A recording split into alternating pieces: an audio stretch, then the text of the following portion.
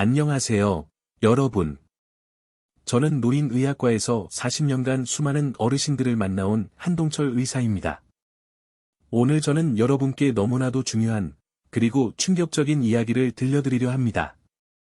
혹시 요즘 몸이 예전 같지 않다고 느끼고 계시지 않나요? 이유 없이 피곤하고, 소화가 잘 안 되고, 혈압이 오르지는 않으셨는지요? 많은 분들이 나이가 들면 당연하다고 생각하고 약에만 의존하시지만 사실은 전혀 그렇지 않습니다. 그 해답은 바로 여러분의 식탁에 숨어 있습니다. 지난달 새벽 2시 79세 할머니 한 분이 응급실로 실려오셨습니다. 평소 당뇨 관리도 철저히 하시고 단 음식도 피하셨던 분이었는데 갑자기 의식을 잃고 쓰러지신 거였죠. 혈당 수치는 정상이었습니다. 원인은 다른 곳에 있었습니다. 그분이 전날 드셨던 평범한 음식에 놀라운 비밀이 숨어 있었던 것입니다. 바로 우리가 매일 먹는 평범한 음식들이 나이 들수록 설탕보다 훨씬 더 무서운 독이 되고 있었다는 사실입니다. 정말 억울하지 않으신가요? 건강을 위해 그렇게 열심히 노력하고 설탕을 끊으셨는데 정작 진짜 위험한 음식들은 모르고 계신 거죠. 이 영상 끝까지 안 보시면 지금도 당신의 냉장고에 숨어있는 시한폭탄을 놓치게 됩니다. 저는 40년간 노인의학과에서 수많은 어르신들을 돌보며 이 충격적인 사실을 깨달았습니다. 70대 이상 환자분들의 85%가 단순한 음식 때문에 위험에 빠진다는 사실을 아시나요?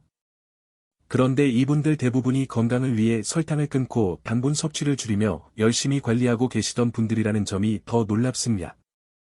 제1장 노화와 음식의 상관관계, 왜 평생 먹어온 음식이 독이 되는가? 처음에는 저도 믿지 못했습니다. 평생 먹어온 음식들이 나이가 들면서 갑자기 독이 될 수 있다니요. 하지만 40년간의 임상 경험과 최신 연구 결과들을 종합해보니 충격적인 진실이 드러났습니다. 우리 몸의 소화 기능과 해독 능력이 50대부터 급격히 떨어지기 시작합니다. 젊을 때는 아무 문제 없던 음식들이 이제는 몸에 쌓여 치명적인 독소로 바뀌고 있었던 것입니다.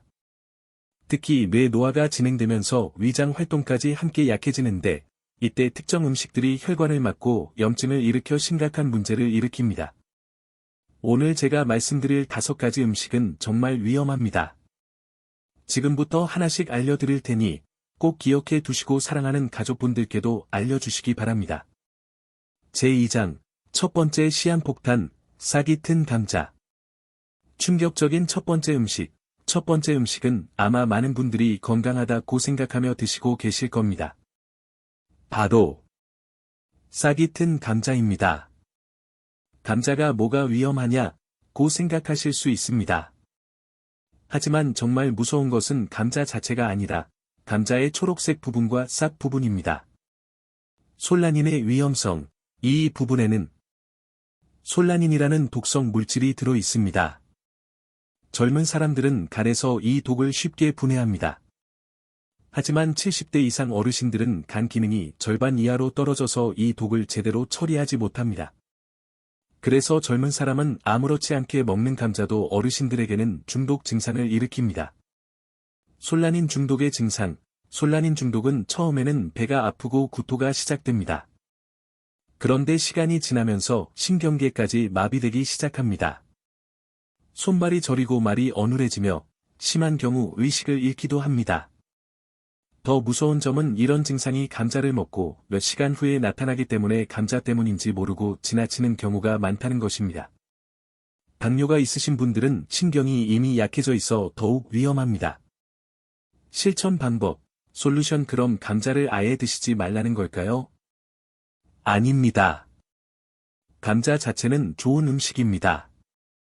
중요한 것은 보관 방법과 선별 방법입니다. 구매 시 절대로 초록색으로 변한 부분이 있거나 싹이 난 감자는 사지 마세요.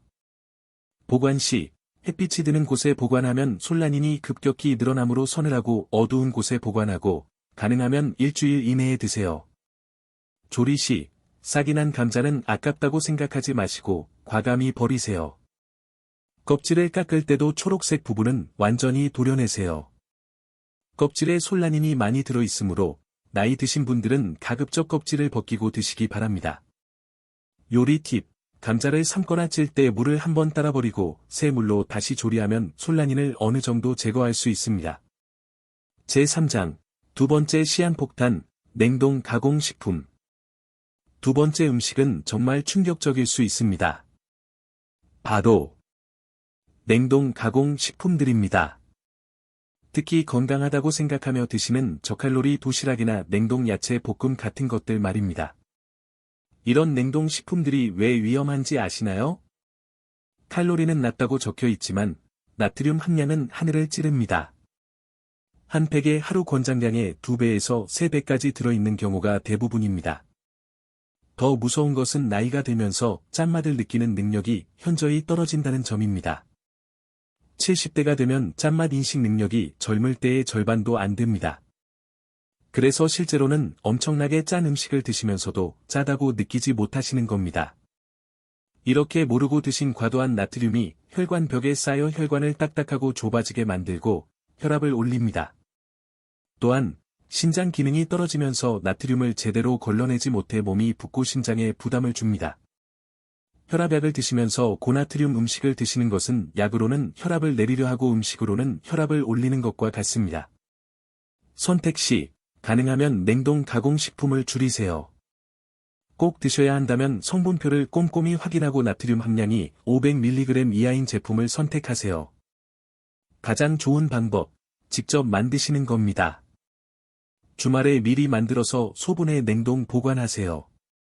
조미료 대신 마늘, 생강, 양파 같은 천연 향신료를 활용하면 건강하고 맛있는 요리를 만들 수 있습니다. 음용 팁. 냉동식품을 드실 때는 물을 많이 마셔 나트륨 배출을 돕고 다음날은 칼륨이 풍부한 바나나나 토마토를 드세요. 제4장. 세 번째 시한폭탄, 생마늘. 세 번째 음식은 정말 의외일 겁니다. 바로 생마늘입니다. 마늘은 몸에 좋다고 하여 아침마다 생마늘 한 쪽씩 드시는 분들이 많으시죠? 하지만 이것이 나이 드신 분들에게는 위장에 심각한 손상을 줄 수 있습니다. 마늘의 알리신 성분은 강한 살균 작용을 합니다. 젊을 때는 위 점막이 두껍고 튼튼해서 이를 잘 견뎌냅니다. 그러나 나이가 들면서 위 점막이 얇아지고 약해지면 알리신이 위벽을 직접 자극하게 됩니다. 이는 마치 상처에 소독약을 붓는 것과 같습니다. 처음에는 속이 쓰리고 답답한 정도로 시작되지만 계속 드시면 위염이 생기고 심한 경우 위궤양까지 생길 수 있습니다. 특히 공복에 생마늘을 드시면 위산과 알리신이 만나 위벽을 더욱 강하게 자극합니다. 마늘을 아예 드시지 말라는 것이 아닙니다. 마늘은 혈압을 낮춰주고 혈관 건강에 도움이 되는 좋은 음식입니다.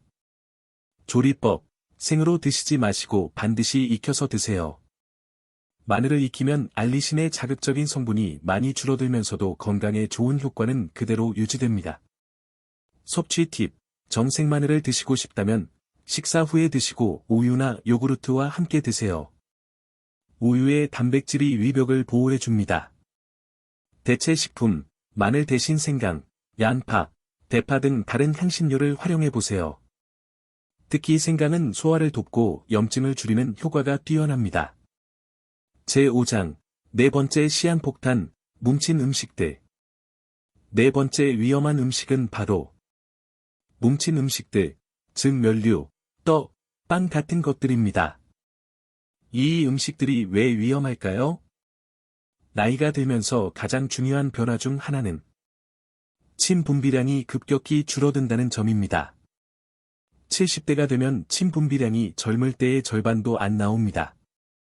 침은 단순히 음식을 촉촉하게 만드는 것이 아니라 소화를 시작하는 첫 번째 단계입니다. 침에 들어있는 효소가 탄수화물을 분해하기 시작하거든요.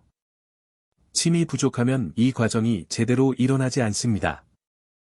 특히 면이나 떡 같은 뭉친 음식들은 침과 충분히 섞이지 않은 채 그대로 위로 넘어가 소화가 제대로 되지 않고 덩어리째 머물러 있게 됩니다. 이게 바로 의치하는 원리이며 이런 상황이 반복되면 위장 기능 자체가 약해집니다. 조리법. 면을 드실 때는 평소보다 훨씬 오래 끓여 부드럽게 익히세요. 국물과 함께 드시면 소화를 돕습니다. 섭취법. 떡은 찹쌀로 만들어져 소화가 더 어려우므로 반드시 작게 썰어 천천히 오래 씹으세요. 빵도 부드러운 종류를 선택하고 우유나 차와 함께 드세요. 양 조절, 무엇보다 중요한 것은 양을 줄이는 것입니다. 젊을 때 드시던 양의 절반 정도로 줄이세요. 대체 식품, 가능하면 이런 음식들 대신 죽이나 수프 같은 부드러운 음식으로 대체하는 것을 권합니다. 제6장, 5번째 시한폭탄, FODMAP 식품. 마지막으로, 정말 의외의 음식입니다. 바로, FODMAP 식품입니다. 이것은 발효성 당류가 들어있는 음식들을 말합니다. 사과, 배, 양파, 마늘, 콩류, 밀가루 음식 등이 여기에 해당됩니다. 젊을 때는 장에서 이런 당류들을 잘 처리했지만, 나이가 들면서 장내 환경이 바뀝니다.